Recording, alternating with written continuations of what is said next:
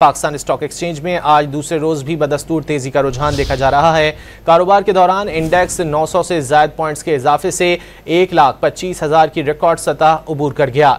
Index 1,25,254 points पर trade कर रहा है। गुज़िश्ता रोज भी पाकिस्तान स्टॉक एक्सचेंज में तेजी का रुझान देखा गया था और आज एक बार फिर तेजी देखी जा रही है। कारोबार के दौरान इंडेक्स 900 से ज्यादा पॉइंट्स के इजाफे से 1,25,000 की रिकॉर्ड सतह अबूर कर गया। पाकिस्तान स्टॉक एक्सचेंज में आज दूसरे रोज भी बदस्तूर तेजी का रुझान देखा जा रहा है। कारोबार के दौरान इंडेक्स 900 से ज्यादा पॉइंट्स के इजाफे से 1,25,000 की रिकॉर्ड सतह अबूर कर गया।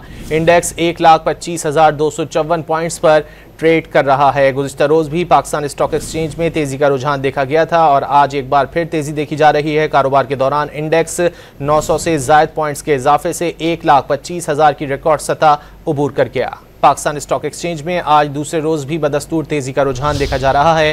कारोबार के दौरान इंडेक्स 900 से ज्यादा पॉइंट्स के इजाफे से 1,25,000 की रिकॉर्ड सतह अबूर कर गया।